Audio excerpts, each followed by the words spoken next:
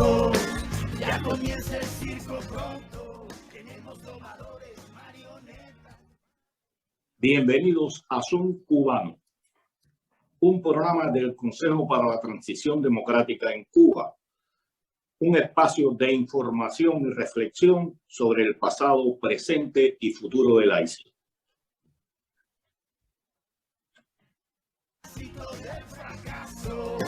Regalando una sonrisa y vendiendo abrazos, venga, para hacernos una foto.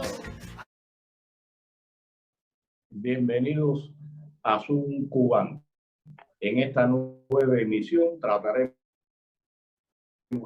otros temas y otro tema que trata sobre la realidad cubana, mistificando al Partido Comunista, los que las han dirigido.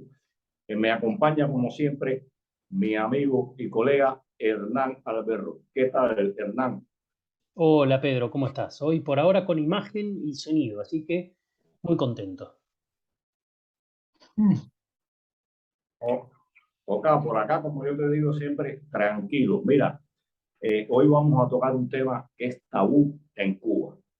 Se prohibió desde noviembre, principios de noviembre de 1983, a raíz de los sucesos que vamos a estar conversando. Se prohibió por el propio Fidel Castro tratar el tema por ninguna vía en Cuba. E incluso usted sale a la calle y las personas menores de 50 años es difícil que conozcan este hecho. Y bueno, habría que poner un poco en contexto la situación. El hecho ocurre en la pequeña isla caribeña de Granada. Maurice Bicho era el primer ministro y había hecho una entrañable amistad con Fidel Castro, que era un hombre de izquierda, que incluso era capaz de estar por la mañana aquí un 1 de mayo e ir hacia su país a celebrarlo por la tarde. Y bueno, Cuba estaba construyendo ahí un aeropuerto. Se dice que era para el turismo y había más de 600 civiles cubanos allí. En octubre, sobre el 19-20 de octubre, el partido Nueva Joya, del cual era miembro Maurice Bicho, ordena a un militar, no recuerdo el nombre, no vale la pena recordar tan miserable persona, dan un golpe de Estado y van más allá. Asesinan a Maurice Bicho y a toda su familia. Y entonces, los Estados Unidos, la situación que se crea allí era de caos, y los Estados Unidos deciden intervenir, como hacen siempre, ellos dicen, para salvar vidas y haciendas. Y Fidel, no sé cuál sería el objetivo, pero ese ha sido uno de los hechos más deleznables y después fue objeto del ridículo más grande que ha sufrido Fidel Castro en la historia de su existencia. Ordenó a un grupo de coroneles, casualmente no mandó a ningún general, a ningún hombre curtido en combates de Angola y demás al frente de esta pequeña misión de 30 coroneles en su avión AN-24, y a un miembro, a un funcionario del Comité Central. Tampoco fue un jerarca del buró político, fueron, como decimos, personas de medio pelo. Bueno, le ordenó a estas personas enfrentar a la 82 División Aerotransportada de Estados Unidos, que había combatido hasta en Vietnam. Los van hacia allá y bueno, se llevaron un grupo de armas en ametralladoras y acá soviéticos en ese pequeño avión, y también ordenaron a las tropas civiles que estaban allí que enfrentaran a esta división, a estos estadounidenses. No sé cuál era el objetivo de Fidel ni qué pretendía con esta situación. Lo cierto es que allí murieron 25 cubanos, hubo 59 heridos y 638 prisioneros. Realmente los 25 fallecidos, 23 eran civiles, gente joven. Muchos cubanos sufrimos esa situación porque teníamos o un amigo o un conocido allá, y realmente gente, hay muchos ejemplos y conocí muchos casos de gente menor de 25 años que allí murieron siendo civiles. Y bueno, de acá hablaré un poco más cómo se vio esto de acá, pero bueno, para hablar del tema, estamos con Elena Larrinaga de Luis, miembro o secretaria del Consejo de Exteriores para el Consejo para la Transición Democrática en Cuba, y más tarde debe incorporársenos la historiadora y editora Regina Coyula. Buenas tardes, Elena. Hola Pedro, ¿qué tal? ¿Cómo estamos? ¿Eh? Tema interesante este que está.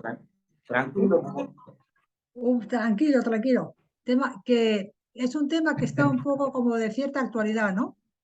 De cierta actualidad porque lo que se habló allí fue de la injerencia extranjera, de la no injerencia, de que todo este tipo de cuestiones lo que plantean es una cuestión de ética y una cuestión moral, ¿no? Yo lo que recuerdo de aquel año 83 fue que Reagan, que era un gran conocedor y un gran combatiente contra el comunismo, ¿no? Conocía muy bien cuáles eran las intenciones de los rusos y cuáles eran los peligros que acechaban, ¿no?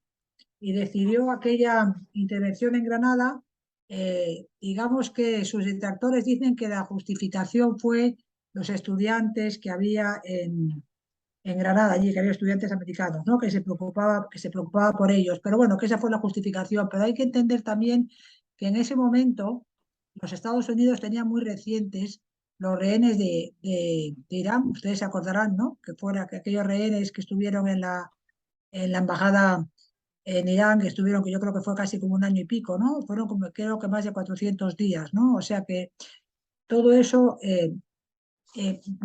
digamos, como que formaba parte del tablero.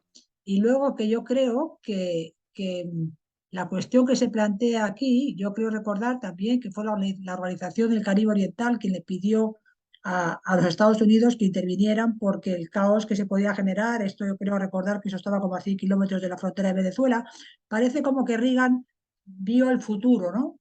Vio el futuro y quiso un poco parar. La pregunta es la siguiente: si uno ve un asalto al poder como este, una injerencia extranjera como la que estaba, la sovietización de Granada y de todo el entorno que estaba basado en la política expansionista de Cuba, ¿no? ¿Qué es lo que uno tiene que hacer? ¿Acudir o no acudir a la llamada? ¿Tiene que intentar parar el golpe o no pararlo? ¿Tiene que aceptar que haya una sovietización de un terreno que no es el tuyo y entonces tú te tienes que quedar impasible? O sea, ¿cómo se resuelven estas cosas, ¿no? ¿Qué es lo que hay que hacer? Yo creo que si hubiera habido más personas como Reagan, que de verdad hubieran visto el peligro que suponía la sovietización en general, no solamente de América Latina, sino lo que se ha extendido por muchas partes más, pues a lo mejor el golpe se hubiera parado, ¿no? No lo sé, es muy difícil hacer un análisis, pero los americanos siempre defienden la vida de sus ciudadanos por encima de cualquier cosa, y si tú has tenido a 50 rehenes en la embajada americana durante un año y pico en Irán, pues lógicamente piensas que va a ser de esos estudiantes, no los voy a dejar colgados. Y por ende, si este golpe comunista gana en Granada, ¿hacia dónde vamos a seguir? ¿No? O sea, es un poco tú tienes derecho a defender tu entorno, igual que los países del Caribe tenían derecho a defender su entorno, ¿no? De una agresión externa. Es un tema que Margaret Thatcher, pues parece que no estuvo en su momento, que recordar, que le dijo que no estaba de acuerdo porque políticamente no debía hacerlo, o sí debía hacerlo. Luego ella después se fue para las Malvinas, ¿no? O sea que también tampoco. Pero yo personalmente yo pienso, si usted ve a un acosador por la calle, ¿no? A una mujer llorando porque la están pegando, ¿usted qué haría? ¿Intervendría o no intervendría? ¿Llamaría a la policía? Yo personalmente a lo mejor no intervendría porque no tengo fuerza para enfrentarme con un hombre, pero sí avisaría a la policía. Yo creo que cuando hay problemas uno se tiene que significar, ¿no? Y yo creo que en este caso, pues fue acertado, porque yo creo que pidieron, o sea, respondieron a una petición y lógicamente que quisieron sacar a sus ciudadanos de allí. Nada. Pensaba, y haciendo referencia a lo que decía Elena, ¿no? Lo actual de esta discusión. Y cómo finalmente muchas cosas de las que están sucediendo hoy en día en el mundo se parecen mucho a esos tiempos de Guerra Fría, pero Guerra Fría bastante caliente en algunos lugares, ¿no? Mm. Eh, y, Y pensaba, digo, tomando el argumento de Elena, que no lo planteó así, pero me parece que tiene mucho que ver con algo que en algunos ámbitos discutirse como un camino, que es el aspecto valórico de las relaciones internacionales. Quiero decir, esta cuestión de que, a ver, antes estaba el pragmatismo de la geopolítica y, bueno, y los intereses y las cuestiones económicas y demás, y me gusta pensar, quizás inocentemente, lo acepto, que tiene que haber un aspecto valórico, que tiene que haber un aspecto ético, si se quiere, donde, como decía Elena, si hay alguien que está siendo víctima de un hecho deleznable, de un abuso, de una invasión, de un ataque, es lógico y además loable que los demás intervengan y sean parte de esa defensa. Y entiendo qué es lo que sucedió en estos tiempos, ¿no? Qué es lo que sucedió en aquella invasión que describía Pedro de Granada, de esa situación de enfrentamiento de nuevo en un tercer territorio entre Estados Unidos y Cuba, en definitiva, ¿no? Eh, y, y supongo que, digo, yo era muy chico, lo poco que sé de este tema lo leí, y no es un tema, como dice Pedro, y eso es bien interesante, no es un tema del cual se hable. Sí se habla de la crisis de los misiles, sí se habla de otras situaciones, bueno, de Bahía de los Cochinos, de todo eso se habla. Ahora, de la invasión a Granada, eh, a pesar de que como estaba relatando bien Pedro, ¿no? Hubo muertos, los muertos eran civiles, hubo cosas visualmente atractivas, ¿no? Hubo paracaidistas, o sea, no es que no tuvo ese lado de la acción. No sé qué está pasando en Hollywood que no hacen películas de esto, o las películas que han hecho son muy poquitas, digamos, ¿no? No sé si quizás, me pregunto, no hay un interés por esconder esta situación en la cual eh, Estados Unidos superó a Cuba, vamos a decirlo con nombres propios, digamos, ¿no? En la cual, bueno, Cuba se vio superado. No sé qué piensan al respecto. Mira, Hernán, recuerda que en esos años la influencia de Cuba, de la Cuba de Castro en América Latina era muy grande. Y había estado presente en Nicaragua, y en otros países se había sentido en Bolivia.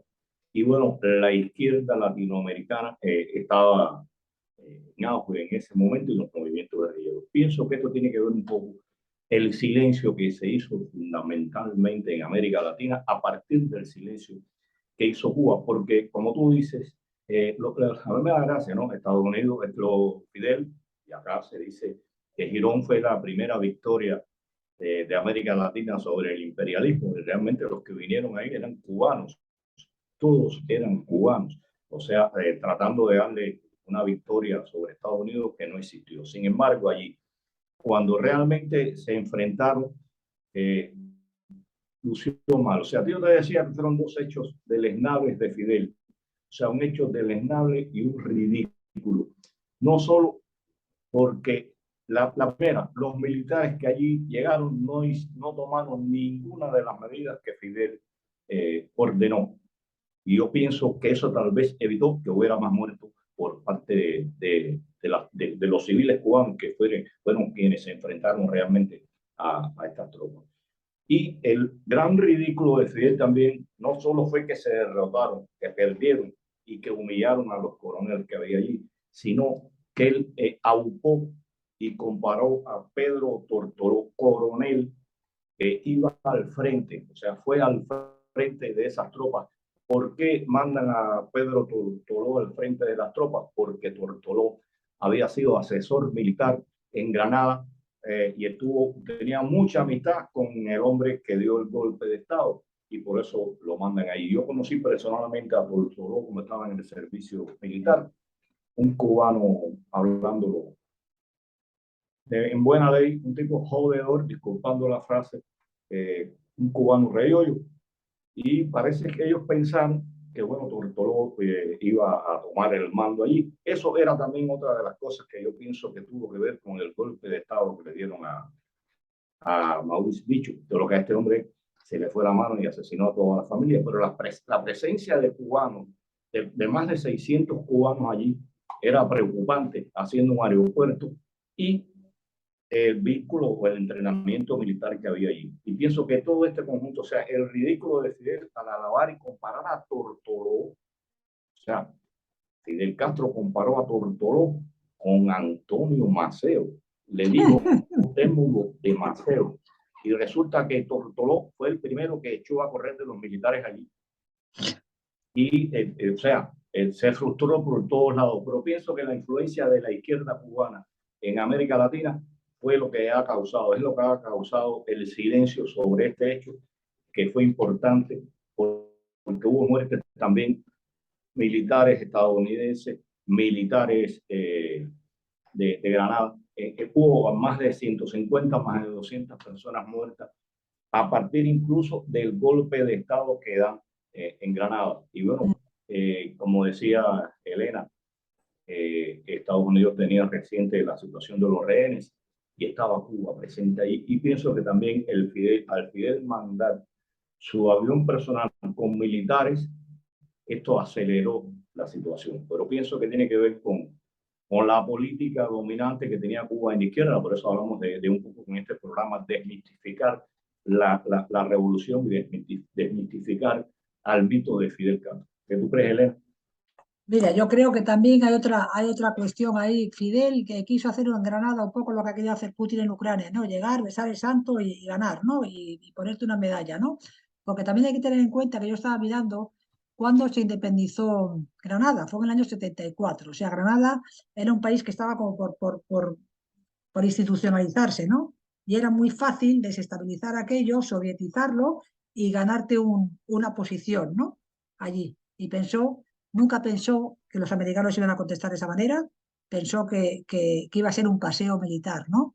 Y se pegó un golpetazo tremendo, porque vivía en su grandeza, ¿no? Nunca esperó esa respuesta. Yo creo que digamos que los países cuando son jóvenes, cuando todavía no están instalados, cuando acaban de conseguir su independencia, porque esto fue ni 10 años había pasado todavía, ¿no?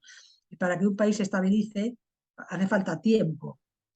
Y estaba en una situación ideal para haberse apoderado de aquello, ¿no? Y le salió mal, y se enrabietó y no quiso. Y no quiso hablar de ello nunca más, impuso el silencio general, porque también para la izquierda latinoamericana que apoyaba a Castro, pues también fue un fraude total toda aquella operación. Y eso que intentaron venderla como una cosa, y no salió. Y es evidente cuáles eran las intenciones, porque toda esa pista de aterrizaje del aeropuerto que habían hecho para los grandes aviones, o sea, la intención estaba clara, pero no contaron con que iba a haber esa reacción y perdieron. Y a él no le gustaba perder, ya lo sabemos. Y cuando perdía, lo intentaba cambiar como si hubiera sido una ganancia, pero en este caso no le salió. No le salió.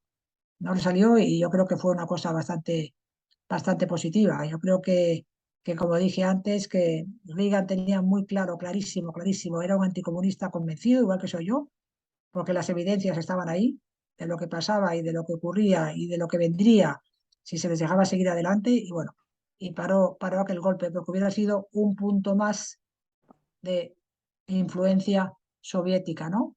En territorio americano, que no tiene ningún sentido, la verdad. Ninguno.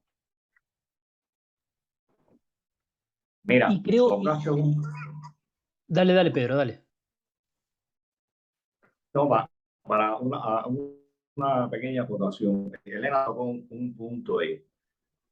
Fidel lo declaró posterior. ¿Cuál era la intención de Fidel? Ya su amigo Bicho estaba muerto, pero ¿cuál era la intención de Fidel? Y la declaró. Quería hacer un poco lo que se pretendió hacer en Bahía de Cochino. Fidel quería que las tropas cubanas, con algunos de la izquierda de de Granada y los internacionalistas, los civiles cubanos, tomaran una cabeza de playa, tuvieran un punto ahí y pedirle ayuda a Cuba y Cuba pedir ayuda a los países de América Latina y a la ONU. Esa es la idea de al final apoderarse de Granada y después dejar allí a un gobierno títere. Como dice Elena, todo le salió por la culata y fue la gran derrota del moral, civil y militar. Elena. No, iba a hacer un comentario respecto de Reagan y de Thatcher, quien mencionó Elena también, ¿no? Que cuando uno habla con los países de la ex Unión Soviética, ellos son dos actores fundamentales en su proceso de salida precisamente del comunismo. Pero me preguntaba, digamos, en esta lógica, digamos, tan guerra fría que era ese momento, ¿qué papel jugó, les pregunto, la Unión Soviética en todo esto? Porque, si no me equivoco, era como un papel un poquito secundario, ¿no? Para la importancia que al menos esto parece tener para Cuba. La Unión Soviética, una vez pasada el tema de la crisis de los misiles, la Unión Soviética, la expansión de la Unión Soviética o la hipotética expansión de la Unión Soviética, yo creo que en este momento era un poco, yo creo que los soviéticos han movido siempre en una política antiamericana, ¿no? O sea, ellos todo lo que fuera, no le importaba Cuba, ni Granada, ni nada. O sea, yo creo que ellos simplemente era pensar en que si esto nos sirve para fastidiar a los americanos, si esto nos sirve para comer este terreno a los americanos, si esto nos sirve para nosotros apuntarnos una medalla de que hemos ganado a los americanos, yo creo que la política de la Unión Soviética ha sido esa, ¿no? Y sigue siendo hoy en día la misma, no ha cambiado, ¿no? Ese es su enemigo, es los Estados Unidos de América y todo lo que esté alrededor de esos, que si podemos ganarnos algo, ahí estaremos al menor costo posible de ellos. O sea, los muertos y los ponen los demás y ellos se llevan, digamos, como el gato al agua, ¿no? Si sale bien y si sale mal, ahí te quedas y ha salido mal, que yo he tenido lo justo, ¿no? Y yo creo que la política de la Unión Soviética fue esa, igual que la de los rusos ahora, un cinismo político terrible y digo, y todo para el convento, ¿no? Para lo que a ellos les interese, el resto no les importa. Ellos, su azote es Estados Unidos y yo creo que seguirá siendo, no sabemos hasta cuándo, ¿no? Será así, son jugadas encontradas, ¿no? Como se dicen, jugadas encontradas, ¿no? Como cuando se juegan las cartas encontradas y no hay más idea, no hay más idea que esa. Ellos, yo creo que no tienen más idea que esa. Parar al gigante americano. Yo creo que esa es su única. Oye, si los demás se dejan utilizar, pues mejor para ellos y como digo, y al menor coste posible, pues también mejor para ellos y peor para los otros. O sea, no tienen ninguna intención de, digamos, si por lo menos tuviera una intención, una buena intención de decir, vamos a realmente ayudar a estos países a que se desarrollen, a que prosperen, si por lo menos hubiera esa intención, aunque fuera, digamos, dirigida de una manera equivocada, pero con un objetivo bueno, pues por lo menos a lo mejor hasta lo podrías entender, pero yo creo que quien crea en eso no está fuera de la realidad, ¿no? Absolutamente. Y por el otro lado te digo que las personas que han aceptado, digamos, esta ayuda o este apoyo soviético en un territorio completamente alejado, que no tiene absolutamente nada que ver en ningún sentido, son personas egoístas que han querido su propia gloria y que han querido tener su propio reconocimiento internacional. No les ha importado poco lo que han tenido alrededor, ¿no? O sea, no quiero definirlos ni etiquetarlos porque sería muy duro lo que diría, ¿no? Pero son ese tipo de personajes, ¿no? Que la historia siempre ha habido.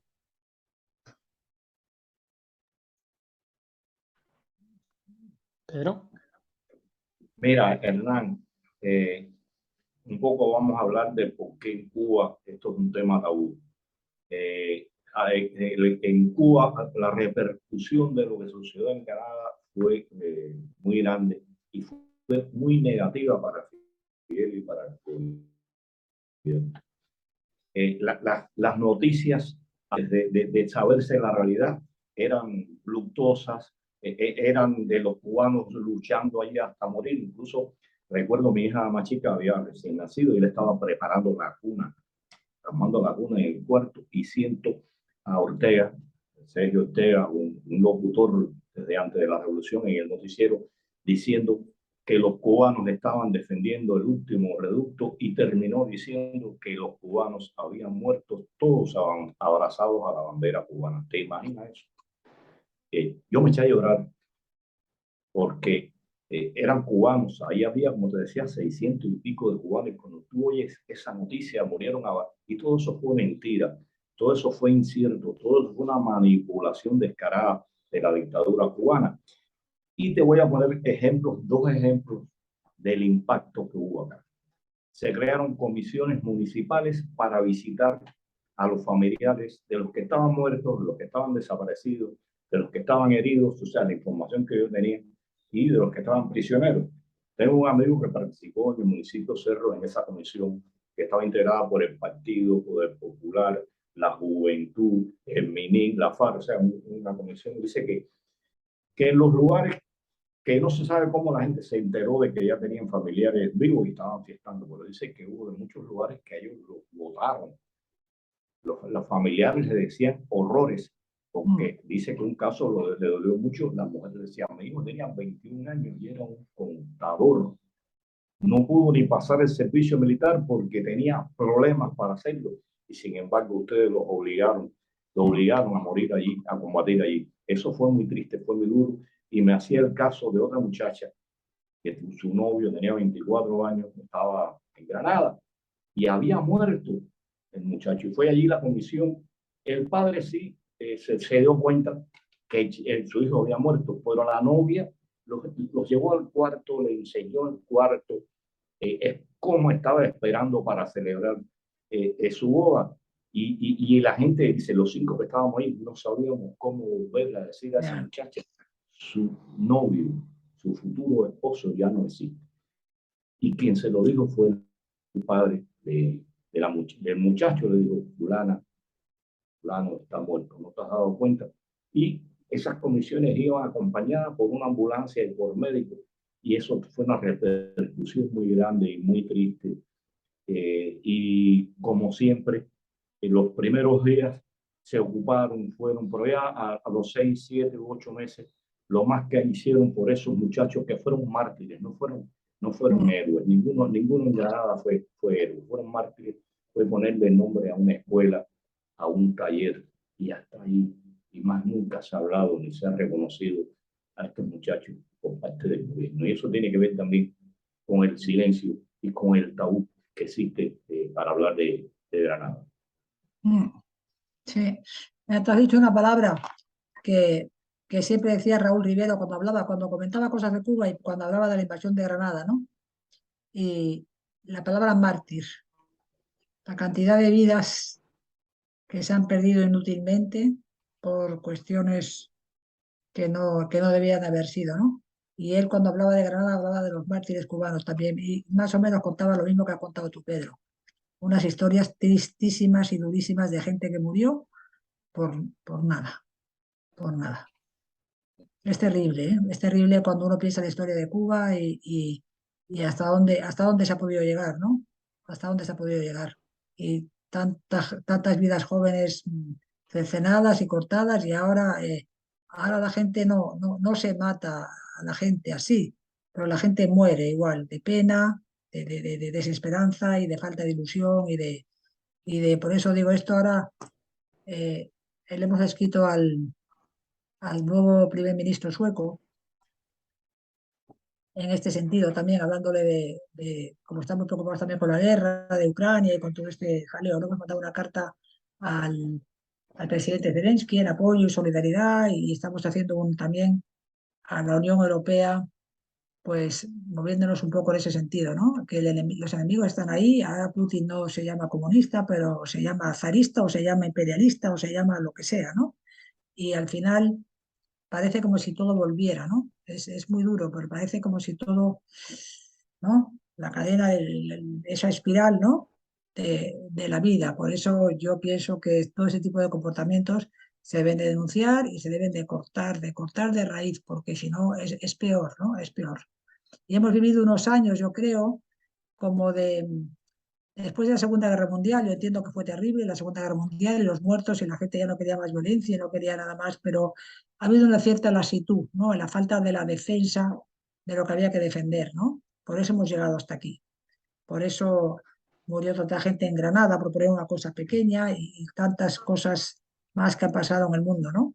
Y desgraciadamente nos tocó a nosotros, no voy a decir el gordo, ¿no? El premio gordo, pero bastante, bastante, bastante.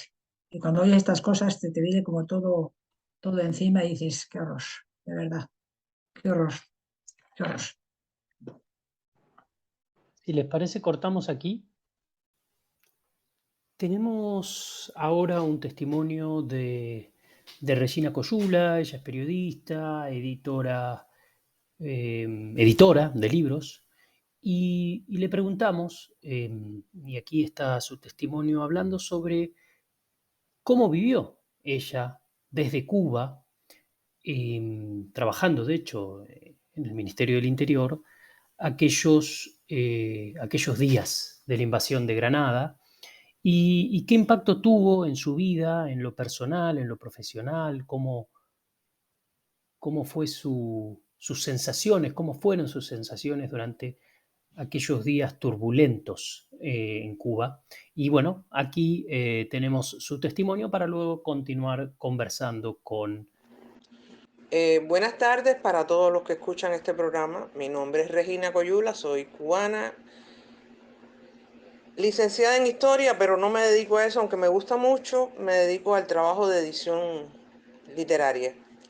Y me han preguntado sobre la invasión a Granada y todos los acontecimientos alrededor de la muerte de Maurice Bishop. Y realmente lo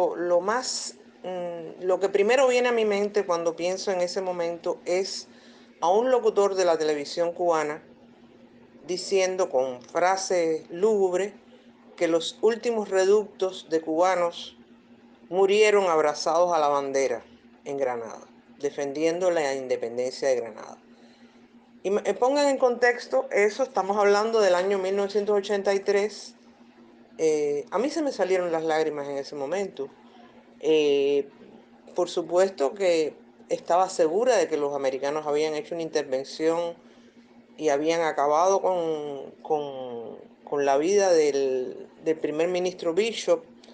O sea, me había hecho una idea totalmente equivocada de lo que estaba pasando o de lo que había pasado en la isla de Granada, que en ese momento su gobernante era una persona muy cercana a la órbita de Fidel Castro y era un colaborador, o sea, se había ido orientando en el mismo sentido en que Fidel había orientado su revolución. Con los años fue que pude enterarme de cuál había sido el papel de los Estados Unidos en el conflicto, que el conflicto en Granada había sido un conflicto interno, de hecho interno dentro de una facción y otra del mismo partido que gobernaba en el poder, y que trajo como consecuencia la muerte de Bishop en circunstancias que todavía no se conocen perfectamente o no se conocen absolutamente. El cuerpo de Bishop tampoco se sabe dónde está. En fin, una serie de cosas que, que me dieron la medida de lo equivocada que había sido mi percepción y de lo tendenciosa que había sido la información alrededor de todo aquello. De la misma manera, con el tiempo supe que el último reducto de cubanos no era tal, que nadie había muerto abrazado a ninguna bandera, que los cubanos se habían metido allí, los pobres, en un conflicto que no les correspondía participar, puesto que eran facciones internas, problemas civiles dentro del país. Y realmente, como en muchas otras cosas, mi sentimiento ha sido de estafa por haber sido engañada. Es lo que les puedo decir. Después de eso, por supuesto, toda la cercanía que había con Granada y el gobierno de Cuba desapareció, puesto que el que depuso a Bishop en aquel momento, que era otro miembro del movimiento de la Nueva Joya, que era como se llamaba el partido en el poder, de una tendencia muy marxista muy marcada, también fue echado a un lado por los militares y desapareció con eso toda la influencia que pudiera tener Cuba dentro de Granada. Los cubanos que estaban allí, constructores del aeropuerto, regresaron con una sensación de fracaso, pienso yo también. Se vieron envueltos en un conflicto, como les digo, que no les correspondía. Realmente lo que pasó allí. Y bueno, pero siempre lo recordaré por esa primera frase terrible de los muertos en una bandera ensangrentada, que fue lo que me representé. Elena, es muy interesante lo que estabas diciendo y pensaba, pensaba que de algo nos sirve tratar de entender la historia, tratar de analizar la historia, es para no volver a cometer los mismos errores, ¿no? Es para tratar de sacar aprendizajes de lo que ha sucedido en el pasado. Entonces, te quería preguntar cuáles crees que son las lecciones que nos deja la invasión a Granada. Pues mira, yo creo que la invasión a Granada lo que nos deja es el gran fallo que supone, digamos, querer basar un liderazgo personal o un liderazgo político, un carisma político o una, llamémoslo como lo queramos llamar, a base de expansionismo territorial, ¿no? El liderazgo político se gana porque tienes una autoridad moral, porque sabes tomar las decisiones adecuadas, porque eres una persona solidaria, porque cumples con lo escrito y con los compromisos adquiridos, porque defiendes a la parte más débil o a la que tienes que defender, en definitiva porque cumples con tu responsabilidad. Y yo creo que, desgraciadamente, políticos buenos en ese sentido han habido pocos, ¿no? Yo creo que después de la Segunda Guerra Mundial, que antes estábamos hablando de los horrores de la Segunda Guerra, y yo creo que un poco la humanidad se crearon las Naciones Unidas, bueno, que acabaron siendo las Naciones Unidas, esto fue lo de Wilson primero, el Palacio de las, bueno, en fin. Y yo creo que se relajó el ambiente político, ¿sabes? Hubo un relajo posterior a la caída del bloque soviético, como si ya hubiéramos alcanzado hubiéramos llegado, ¿no? Hubiéramos llegado y todo el mundo como que se confió un poco de todo el mundo. La euforia de terminar con la Segunda Guerra y de la reconstrucción dejó muchos temas como de lado, ¿no? Como digamos que la cuestión principal era el antibelicismo, se descuidaron otras cuestiones, ¿no? Se descuidaron ideologías como la comunista, brutal, pero como, bueno, queríamos mantener una paz aparente y no queríamos que las cosas no hubo un compromiso suficiente. Yo creo que el mayor compromiso que hubo fue, digamos, contra los horrores del nazismo, que costó muchas vidas y fue una sangría sin precedentes, ¿no? Yo creo que el mundo salió cansado de toda aquella sangre y dejó como a un lado, puso de lado una serie de cuestiones que al final nos han traído problemas, ¿no? Muchos problemas, ¿no? Y una derivada que tenemos de todos esos problemas que no se quisieron afrontar es la guerra de Ucrania que tenemos ahora, ¿no? Que nunca jamás pensamos que nosotros, nuestra generación, iba a haber una guerra de este tipo, ¿no? Parecía que esto estaba ya como olvidado, porque se descuidó la naturaleza de la naturaleza soviética, o sea, lo que pensaban los soviéticos, lo que, digamos, ellos se consideraron unos ganadores perdedores de la guerra mundial, de ahí fue todo el avance que hicieron por toda Europa para ganar territorio, porque consideraron que ellos habían hecho un esfuerzo suplementario en muertes y en vidas que no se les fue restituido. En fin, ellos hicieron ese análisis y actuaron, cosa que el mundo occidental no hace, porque tenemos otra mentalidad, ¿no? De solucionar las cosas de otra manera. Pero cuando tú tienes enfrente el otro yo, por no llamarlo adversario ni enemigo, tienes que entender cuál es su manera de actuar, tienes que conocer qué es lo que, para evitar, no para enfrentarte a él, ni para así, es para evitar males mayores. Y eso no lo hemos sabido hacer. Yo creo que el mundo occidental se confió mucho, es verdad que después de la Segunda Guerra Mundial hubo una gran prosperidad, en Europa salió hacia arriba y se creó la Unión Europea, no sé, parecía que habíamos llegado como al, ¿no? Y descuidamos un montón de cosas. Y también hubo muchas veleidades, ¿no? Yo entiendo, fíjate lo que te voy a decir, Hernán, ¿eh? Yo entiendo que digamos, hasta el origen del marxismo, ¿no? Si uno echa para atrás y te pones en la época de la Revolución Industrial, yo entiendo que hubiera gente que se les revolviera las conciencias, ¿no? Con todas esas diferencias, injusticias y todas aquellas cosas que pasaban, ¿no? Entiendo. Lo entiendo que hubiera un revulsivo, ¿no? Contra eso, ¿no? Pero aquello luego como que se extendió como si fuera casi una religión. La gente no, o sea, la gente es más crítica con la religión que con las ideologías políticas. Me parece a mí, ¿no? O sea, ahí es como si no hubiera, es como si se apoderara de ti una cuestión de la que tú no puedes, e incluso cuando te das cuenta de que está mal, tampoco quieres reconocértelo, ¿no? Que es un poco lo que pasa ahora, por ejemplo, a la contra, yo pienso que pasa en Cuba. Todo el mundo en Cuba, la gente que manda sabe lo que pasa. Pero ¿cómo ahora vas a echar para atrás toda tu vida ante este horror? Porque tú puedes echar para atrás elegantemente si una cosa ha salido mal, pero decentemente. Vamos a decir, no, oye, te entras en un negocio que sale mal, salió mal. Tú hiciste lo que mejor que pudiste, pero salió mal. Pero cuando tú a sabiendas mantienes una cosa que sabes que está haciendo un daño grandísimo a tantísima gente y lo mantienes por miedo, por no perder estatus, porque no sabes a dónde ir, porque no sabes qué hacer, porque no quieres reconocer el fracaso, entonces, ¿cómo das, cómo vuelves para eso? Y eso es un poco lo que le pasó, digamos, a los diletantes europeos, ¿no? A los, vamos a decir, pensadores, filósofos, ¿no? Que apoyaron todo aquello. Y de repente, señores como Sartre y como, bueno, en fin, que eran unos tipos como de primera, ¿no? Eran como los grandes magos, ¿no? De repente, ¿cómo iban a decir, oiga, no, que es que estos señores no. Y ahora todo eso lo estamos un poco como pagando, ¿no? Lo están pagando los pueblos, lo están pagando.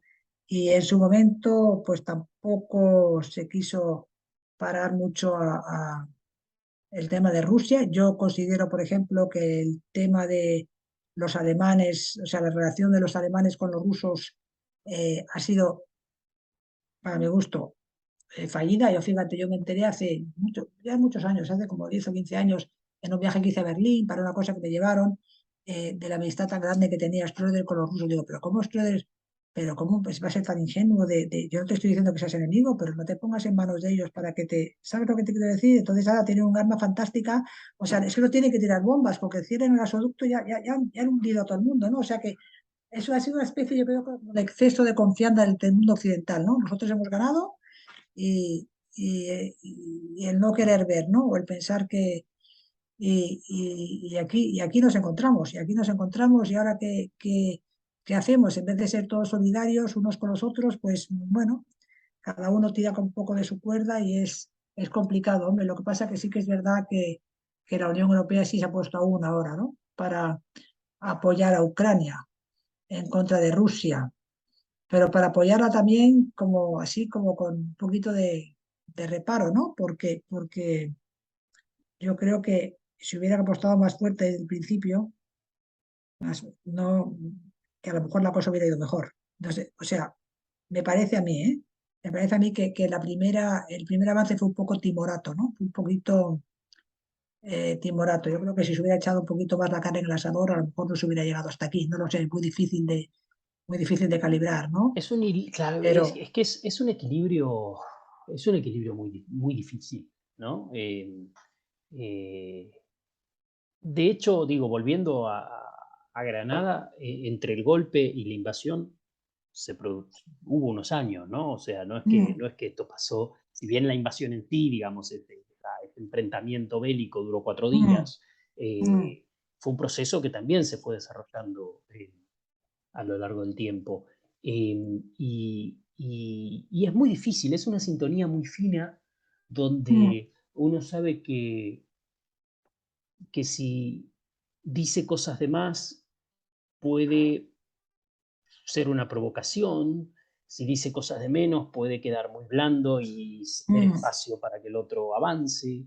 Es un tablero de ajedrez, sí, realmente, ¿no? Es un tablero de sí, ajedrez donde uno mueve las fichas mirando las jugadas del otro y eso lo entiendo. Y claramente quería preguntarte, ¿tú crees que, porque te escuchaba y hablabas de Occidente, ¿no? Y yo creo que más bien te referías a los países democráticos, Mm, por lo menos hoy en día, ¿no? sí, Eh, sí.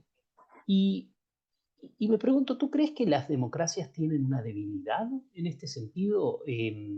Porque mi sensación es que a veces con esta cuestión de que, bueno, de que tenemos que llegar a acuerdos, de que tenemos la vocación de llegar a acuerdos, porque en parte eso es la democracia también, estamos dando oportunidad de llegar a acuerdos con gente con la que no se puede llegar a acuerdos, ¿no? Estamos dándole valor a la palabra. Y pienso, ¿sabes en qué pienso todo el tiempo? En el Consejo de Seguridad y Rusia y China ahí adentro, digamos, ¿no? Claro, Entonces, en un punto, desde el punto de vista de equilibrio de poderes, tiene mucho sentido que esté Rusia y China en el Consejo de Seguridad. Ahora, por otro sí. lado, uno dice, ¿realmente son estos dos los que van a estar con poder de veto sobre todas las acciones que tenga la Organización de Naciones Unidas?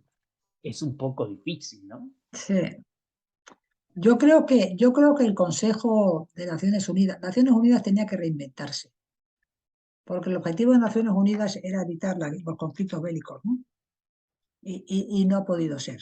Bueno, no ha podido ser porque a lo mejor su base era otra, el momento era otro, digamos, las posiciones de las personas eran otras, es muy diferente tu posición cuando estás recién salido de una guerra con millones de muertos, que ya cuando pasa el tiempo y ya no hemos, ¿no? Yo estaba leyendo una cosa sobre la historia del imperio, del cristianismo, el imperio romano, como el cesarpavismo, ¿no? Y decían claro, hablando de la filosofía y de la religión, ¿no?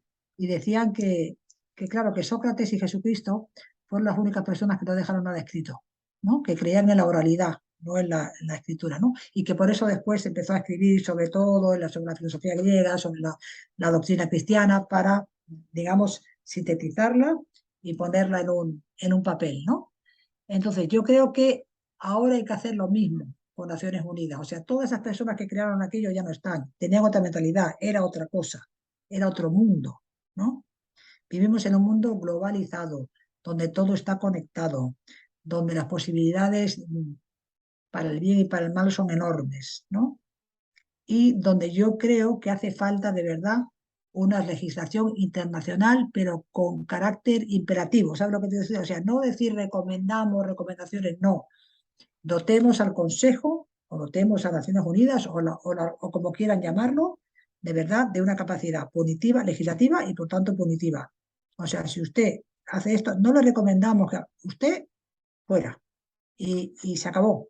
Y queda usted aislado. De alguna manera hay que cambiar eso, ¿no? Porque es que si no, no hay, eh, no hay cómo, no hay No, no, cómo, porque estoy de acuerdo, estoy de acuerdo. Y de hecho, pensaba mientras hablabas de Elena, que tampoco es, o tampoco debe Naciones Unidas ser un, un brazo armado o un brazo de acción de Estados Unidos, digo, porque también es cierto que sí, Estados Unidos ha cometido sí, atrocidades en diferentes también, lugares y sí, bueno, en esas nuevas Naciones Unidas, vamos a llamarlo así, debiera pagar por eso, ¿no? O sea, debiera... sí, y esto me viene a mente porque en una conferencia en la que estuve recientemente planteaban un tema que a mí me dejó pensando y que tiene que ver en esta lógica de, bueno, que Ucrania debe ganar la guerra y hay que reconstruir Ucrania, y en eso estamos todos de acuerdo, eh, y que Putin es un nefasto autoritario y demás, eh, y que probablemente que Ucrania gane la guerra tiene que implicar la caída de Putin, la caída del régimen de Putin. Y entonces esta activista de África mm, planteaba, ojo, decía, ojo, porque aquí puede pasar lo que ya ha sucedido antes, que es que efectivamente Ucrania gane la guerra con el apoyo del Occidente, que el régimen de Putin caiga, que Putin muera o vaya preso o lo que fuera, y que en lugar de Putin aparezca Saddam Hussein. ¿no? O sea, no permitamos que Estados Unidos, no decía Occidente, que Estados Unidos Sí. ponga un tirano amigo. Porque, Mm, porque claro, porque hay un elemento del cual solemos olvidarnos muchas veces, y que tiene mucho que ver con esta cuestión valórica de la que estamos hablando, que es que Rusia tiene ciudadanos demócratas que son perseguidos, ahora mm, obligados a ser reclutados en un ejército para una guerra en la que no tienen minorías que no saben ni dónde queda Ucrania, porque encima es un país tan grande, mm. tan diverso, tan complejo, digamos, y que son enviados a la guerra eh, sin, sin saber muy bien de qué se trata, ¿no? Eh, Sí, sí, Elena, dime. Es que no, es que son como las levas decimonónicas, ¿no? Nada, las levas. Ahora he decidido que voy a la guerra y se los saco a todos ustedes y los que tienen más dinero se van a París o se van a donde sea y los pobres son los que van a pagar el pato, ¿no? Te quiero decir, estamos ahí. Es muy básico, como lo estoy diciendo, pero para que se entienda bien, ¿no? Sí, sí, sí, Ese es sí, lo, sí. ese es lo que estamos. Que las atrocidades que se hayan cometido, me da igual que sean tiros, me da igual. Las cosas mal hechas están mal hechas. Yo no es una cuestión esta como de partidismo, ni de izquierda, ni de derecha, ni de nada. Esto es una cuestión de sensatez, de racionalidad y de equilibrio y de moderación. Y es lo que tenemos que tener. Lo que tenemos que tener, pero claro, para que eso se logre y para que haya un conjunto de naciones que funcionen de verdad, todos tenemos que tener esa moderación, esa serenidad, esa falta de definición de si tú eres de derecha, yo soy de izquierda, tú eres comunista, yo lo soy. O sea, hay que tener sentido común y racionalidad, ¿no? Y luego evitar los egos. Yo creo que es muy difícil para un señor como Putin, ¿no? Que nada más que esa arquitectura, ¿no? Del Kremlin, esos espacios, esa especie como de veneración al personaje, es muy difícil sustraerse a eso, muy difícil. Y de verdad que te crees como un semidios, ¿no? Te crees que vas por la vida y te acabas creyendo que eres superior a los demás. Es muy, porque todo puntúa, ¿sabes lo que te quiero decir, Ujú. no? Todo puntúa. Por eso yo creo que la austeridad, la simpleza bien entendida, la cercanía, la facilidad, o sea, la manera de comunicarte, son cosas muy importantes.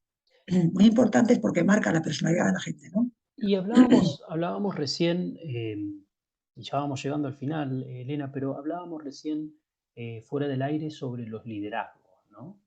Porque hacíamos esta comparación de la época, bueno, de la invasión de Granada con Ronald Reagan y su protagonismo en la caída de la Unión Soviética.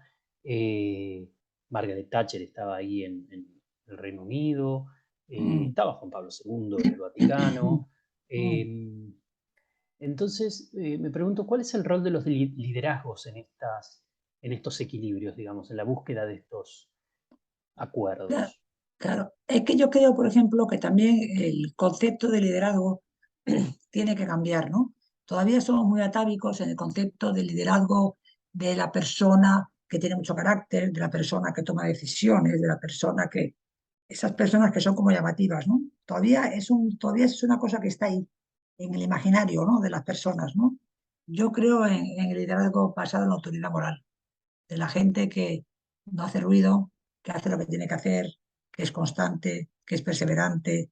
Y yo creo que ahí hay una labor didáctica muy importante que hacer, ¿no? O sea, no es tanto lo que usted parece, lo que usted... Vivimos en un mundo muy virtual también, o sea, que lo ves, ¿no? O sea, ¿cómo se demuestra el poderío? Pues mi avión es el más grande, mi coche es no sé cuántos. Ahora, por ejemplo, hemos visto el entierro de la reina Isabel, ¿no? Segunda de Inglaterra, que se ha querido demostrar que ha sido como una puesta en escena maravillosa, la verdad, preciosa y perfectamente orquestada, ¿no? Pero ¿cuál es el mensaje que se está mandando? Se está mandando en el fondo un mensaje equivocado, ¿no? Porque se está mandando un poco la grandeza de lo que fue el Imperio Británico, ¿no? Que hoy está reducido a una isla, que está fuera del Brexit, que tiene unos problemas económicos terribles. ¿Sabe lo que? O sea, esa Sí, especie sí, sí, sí, está de puesta clarísimo. en... De hecho pensaba, Elena, cuando pasaba todo eso, digo, esto es una muestra de soft power, de poder blando impresionante, ¿no? Tener al mundo pendiente del funeral de un Sí, rey. de una reina en este caso, y en unos meses tendremos el mismo circo, como me gusta llamarlo, Sí, sí, con la coronación de Carlos III. Es una sí, cosa, y es como tú dices, ¿no? Eh, como siempre en un funeral, ¿no? sí, Era sí, el solo recordar las bondades, solo recordar las cosas buenas, ¿no? No, claro, sí, sí, claro, y por otro lado también olvidar que en muchas de las cosas malas y en muchas de las cosas buenas que se le asignaban, al menos en términos formales, no tenía ningún rol, sí, ¿no? O sí, sí, sea, sí, sí. la verdad es esa, digamos, siempre tuvo un rol bastante. Sí, es una muestra como de tradición. Yo tengo a mí, o sea, el escenario no podía ser mejor y más bonito y precioso y maravilloso, ¿no? El clima Pero perfecto es, les tocó aparte. que aparte, todo perfecto, pero que te quiero decir que eso va mucho en lo que la gente percibe, ¿no? O sea, eso está estudiado, Sí, sí. eso está estudiado minuto a minuto para que la gente lo perciba de una manera, ¿no? O sea, quienes preparan eso son conocedores de la audiencia, ¿no? Y saben lo que... Es verdad que cuando tú ves esas cosas, pues un poco la gente se traslada como, digamos, no como un cielo, sino como una cosa, es como una cosa mágica, ¿no? Que te saca por un día bueno, de tu rutina, ¿no? De tu día a día normal que tenemos todos, pero yo creo que tenemos que ser más conscientes de lo importante que es la normalidad, lo importante que es tener una vida normal, vivir normalmente, que te pasen cosas normales y asequibles. Y olvidémonos, por Dios, de todas estas grandezas, aparentemente unas positivas y otras negativas, pero en definitiva son todas negativas, porque te alejan del mundo real, te hacen tener quimeras donde no las hay y te equivocan. ¿Sabes lo que te quiero decir? Y te equivocan. Y yo soy una gran defensora de la normalidad. Es lo más importante que hay. Y yo creo que es hacia ahí, hacia donde tenemos que viajar.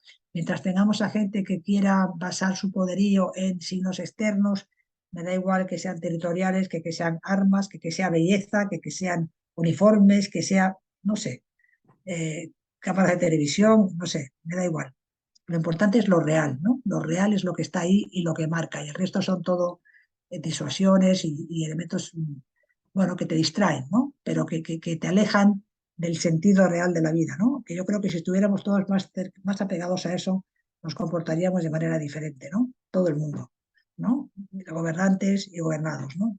Yo creo que ahí es donde está el kit de la cuestión, ¿no?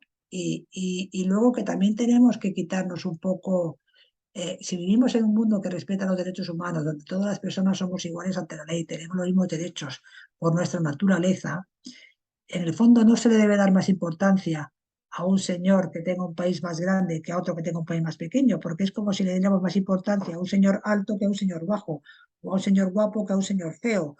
¿Sabes lo que te... Es lo mismo. Si es que al final todo es lo mismo. Entonces, ¿qué pasa? Que como tú eres más alto y más fuerte, tú vas a ser más importante que yo, que soy más chiquita y más flaquita. No, somos seres humanos, compartimos la misma naturaleza, por lo cual somos lo mismo y merecemos lo mismo, ¿no? Y yo creo que ese es el gran reto que tenemos los seres humanos. Entender eso, que no es de tu historia pasada, que es preciosa la historia. Decía, yo soy historiadora, ¿cómo no me va a gustar? Me encanta la historia, te quiero decir, y además creo que es importante conocerla para saber lo que hay y lo que no hay que hacer, ¿no? Pero si la historia nos enseña algo es que tenemos que evitar todas esas diferencias. Eso es lo que nos enseña la historia, que ha traído tanto sufrimiento, ¿no? Que todos somos iguales, que todos debemos tener acceso a lo mismo, que no tiene nada que ver que tu sortija sea de oro o la mía sea de plata, que da igual, que esos son accesorios, que lo importante es el ser humano, ¿no? Y yo creo que ahí hemos perdido un poco el sentido, ¿no? El Estoy, sentido. me encanta tu reflexión, Elena. Estoy tentado de decir, mientras decías, ¿no? Bueno, el anillo de oro, el anillo de plata, o más lindo, más alto, y pensaba más seguidores de Twitter, ¿no? O sea, como Claro, también, como también claro. eso También como es una otra, cosa tan tonta, tan tanto, banal, tan claro, ciega como esa. también, Claro, enceguece también. los likes, los no sé qué, pero y al final tú qué eres, quítate los likes, tú qué eres, qué puedes aportar, qué puedes hacer en esta vida, tú qué eres, ¿no? Ahí, esa es la esencia del ser humano, que es tan importante que a mí me da pena que haya mucha gente que no se dé cuenta. de lo importante que es la vida. Mira, yo el otro día estaba viendo una película en la televisión por la noche y en la película muere un chico joven y muere de una manera muy extraña.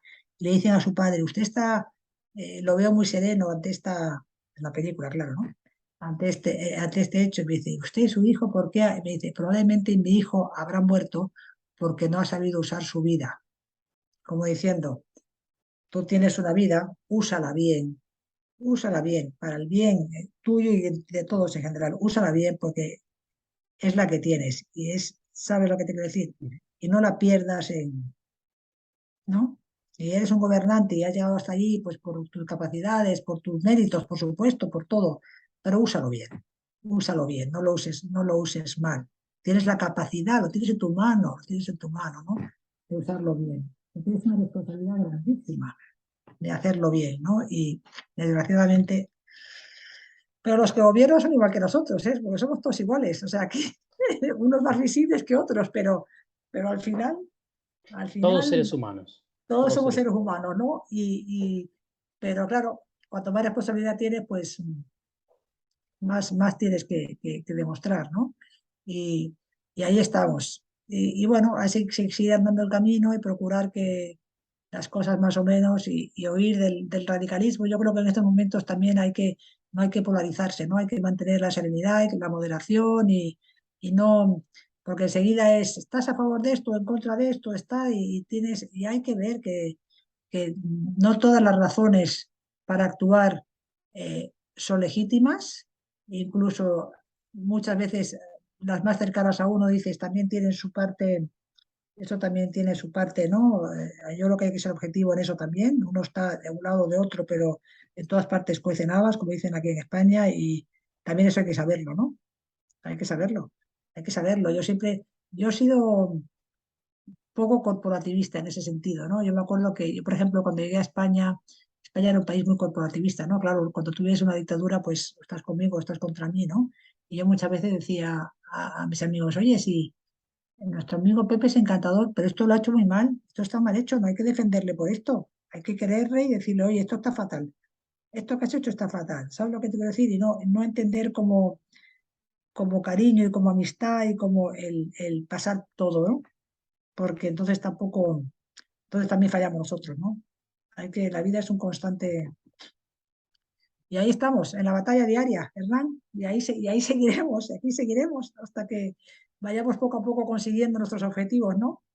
Que son la concordia, la inclusión, el entendimiento y, en fin, y la alegría de vivir, ¿no? Que es el objetivo final, ¿no? Todos no solamente tenemos derechos, sino que debemos intentar ser felices, ¿no? A pesar de todo.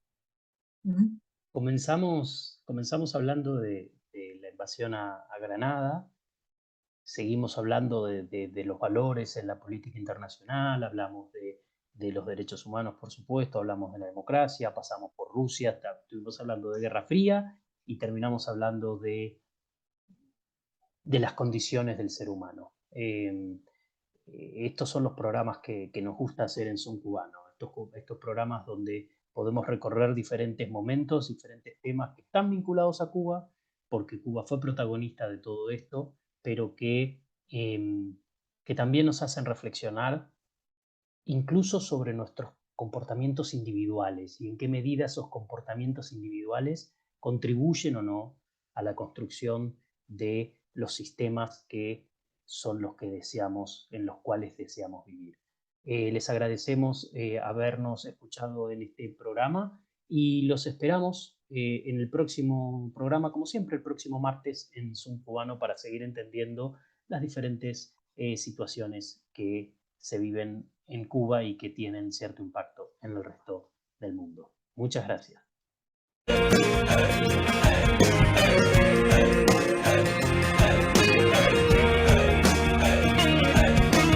Vengan, vengan a la feria de los tontos, ya comienza el circo pronto.